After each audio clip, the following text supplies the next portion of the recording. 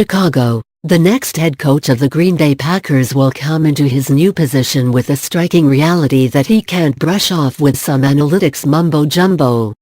Crunch the numbers however you want, but here is the list of quarterbacks Aaron Rodgers was able to beat in his first 14 games of this season: Mitch Trubisky, Josh Allen, C.J. Beathard, Brock Osweiler, Matt Ryan. Yep, those are the 5 guys Rodgers bested during his colossal fail of 2018.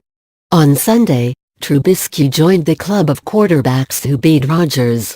In all, the list includes such greats as Tom Brady and Russell Wilson, some old nemesis such as Matthew Stafford, Alex Smith and Kirk Cousins, and a couple of upstarts named Josh Rosen and Jared Goff. During his best moments in the NFL, Rodgers beat Brady, Wilson, Stafford and anybody else when given the opportunities he had Sunday at Soldier Field. Many of the plays Rodgers has made in this stadium had much higher degrees of difficulty than the ones on this unseasonably warm, sunny day in Chicago. Rodgers was under pressure all day from defensive coordinator Vic Fangio's outstanding unit, but great quarterbacks make plays when the opportunity presents itself, and Rodgers didn't. Again. This has been a recurring theme since the Packers suffered a gut-wrenching loss to the Los Angeles Rams on the first leg of their grueling 4 road games in 5 weeks stretch beginning October 28. It's looking more and more like President Mark Murphy and General Manager Brian Gutekunst are going to have to hire an offensive coach.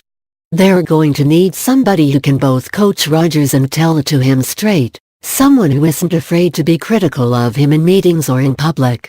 The degree to which Rodgers' invincibility has shrunk this season has to make any coaching candidate cringe when thinking about taking this job. Maybe a change of scheme will help, along with a veteran wideout or two, but there are great quarterbacks who have won with ordinary receivers. See Brady, Wilson, Phillip Rivers. Rodgers' injured left knee could have played a part in some of his misses, but over and over again, WEVE heard from coaches and Rodgers alike that his mechanics are fine and his injury isn't bothering him that much anymore. Every week, Rodgers seemed to miss open receivers or make inaccurate throws that were almost always completions in the past. And it was not just a matter of missing them, it was a matter of missing them when the team needed them the most. For instance, at New England, underthrows receiver Davante Adams on a corner route that should have been a touchdown. Throws low on a receiver screen to Randall Cobb that destroys the play. Misses Equanimeous St. Brown down the right sideline with the game still in reach.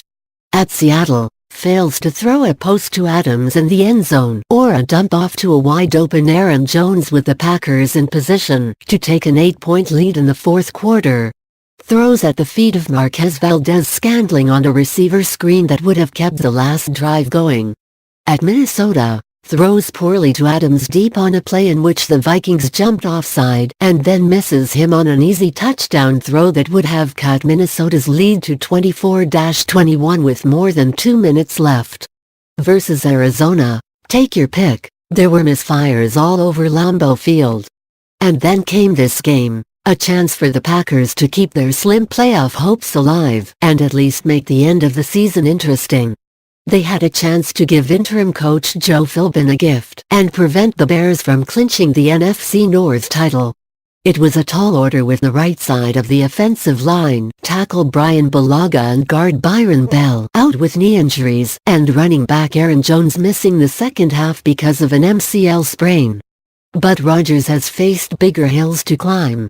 This is the guy who completed a 60-yard pass to Jordy Nelson in freezing temperatures and heavy winds to set up a game-winning field goal that helped the Packers reach the playoffs in 2016. This is the guy who escaped around Julius Peppers and found Cobb wide open down the slot for a game-winning 48-yard touchdown on fourth down to vault the Packers into the playoffs in 2013.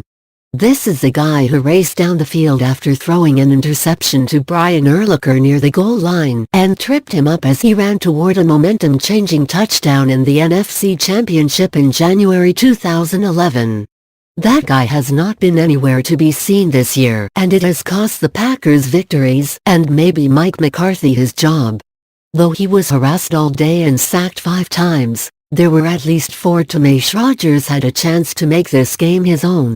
It's just not being on the same page with the guys we're throwing to, Rodgers said of his misses, then adding, "You know, some of the ones you probably think are missed throws, maybe we are just not on the same page."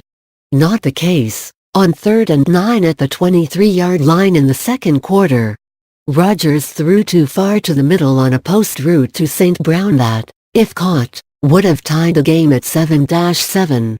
"I missed it," Rodgers said. "I missed that one a little inside, I think." He, St. Brown, was keeping an angle pretty high. "But I don't think it was a bad route. It was a bad throw." Early in the third quarter, Rodgers escaped to his right and had Cobb crossing in front of him for a sizable gain, but he sailed it over his head. In the fourth quarter, with the game tied, he scrambled to his left and had Cobb wide open on a deep over route, but sailed that one, too. "The wind just took that one up in the air," Rodgers said of the second throw. On the very next play, Rodgers had Valdes-Scantling running open deep on a post route. Rodgers threw the ball high and long, but it sailed over Valdes-Scantling's head and erased a perfect opportunity to tie the game at 21-21. "It's disappointing," Valdes-Scantling said. "I wanted to make that play. I've got to make it." While Rodgers was missing critical throws, Trubisky was making them. When he wasn't making them, he was running for first downs. He completed 20 of 28 passes for 235 yards and 2 touchdowns, 120.4 rating. The play that sealed it for the Bears was Trubisky's throw to tight end Trey Burton in the corner of the end zone that put the Bears up by 7 with 10:21 left in the game. "Thoughts a big-time throw," Bears coach Matt Nagy said. "Big-time play and big-time situation. I'll just say this, Mike Pettine, the defensive coordinator for the Packers, he does an amazing job on defense. I think he is a really good top defensive coordinator in this league, and so he does not make things easy for you. So, for Mitch to come into this game and play the way he did, I was excited about that. And Rodgers? He'll have to be excited about next year." Subscribe now.